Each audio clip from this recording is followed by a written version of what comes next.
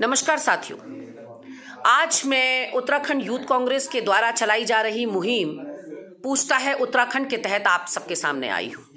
कुछ सवाल लेकर आई हूँ त्रिवेंद्र रावत सरकार के लिए, शायद जिनके जवाब देना सरकार के नुमाइंदों के लिए मुश्किल हो जाए।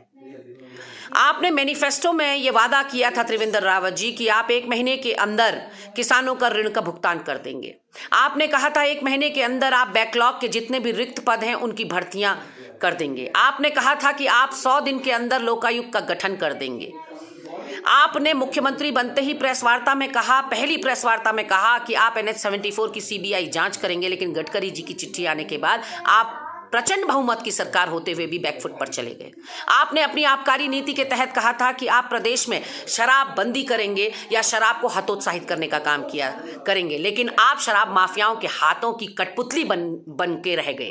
आपने 120 दुकानें ज्यादा खोली कांग्रेस की पूर्ववर्ती सरकार से। आपने घर घर मोबाइल वैन से दारू बंटवाने का काम किया, जिसके लिए उत्तराखंड देवभूमि आपको कभी माफ नहीं करेगा। आपने देवप्रयाग में बॉटलिंग प्लांट लगा दिया।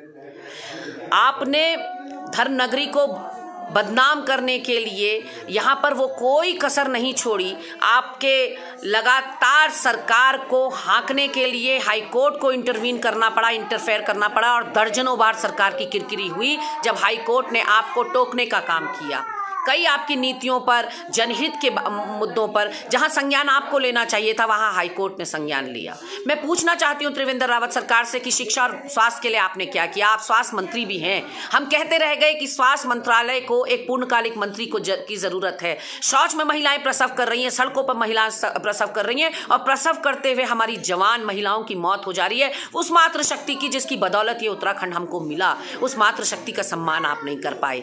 शिक्षा के क्षेत्र में आपने सस्ती लोकप्रियता के लिए कभी किताबें बदलने का वादा किया, कभी आपने ड्रेस कोड की बात करी, कभी आपने झंडों की बात करी, लेकिन आपने शौचालय की बात, आपने पीने की पानी की बात, आपने जर्जर पड़ते भवनों को पुनर्निर्माण करने की बात नहीं कही। आज आप आपदा प्रभावित क्षेत्रों में आपने दौरा नहीं किया, आपके किसी मंत्री ने नहीं किया, आपने नहीं किया। वहां के लोगों की गुहार आपने नहीं सुनी। बेरोजगारी का आंकड़ा आज अपने चरम पर है, वो सारे रिकॉर्ड तोड़ चुका है 45 साल के। और उत्तराखंड तो शर्मसार इसलिए है कि आपके कार्यकाल में उत्तराखंड देश का वो पहला राज्य बन गया है जहां सबसे ज्यादा बेरोजगारी है। आज 22-23% हमारे वहां बेरोजगारी दर है। उसके लिए बेरोजगार युवा जब सड़कों पर उतरता है आपसे रोजगार मांगने के लिए, तो आप लाठी चार्ज करने का काम करते हैं। कुछ तो शर्म कीजिए। आपके ऐसे कई कार्य हैं जिनके लिए उत्तराखंड देवभूमि माफ नहीं करेगा। आपने कर्ज लिया है, सबसे ज्यादा कर्ज लेने वाले मुख्यमंत्रियों में आप शुमार हो गए हैं। अभी तक प्रदेश के जितने मुख्यमंत्री हैं उसमें सबसे ज्यादा कर्ज आपने लिया है। प्रचंड बहुमत के बावजूद, डबल इंजन के बावजूद आपका ये हश्र है। आप वित्तीय प्रबंधन में पूरी तरह से फेलियर रहे हैं, स्वास्थ्य सेवाओं में फेलियर रहे हैं, आप कानून व्यवस्था में पूरी तरह से फेलियर रहे हैं। महिलाओं के प्रति अपराध दिनों दिन आपके रिजीम में बढ़े हैं।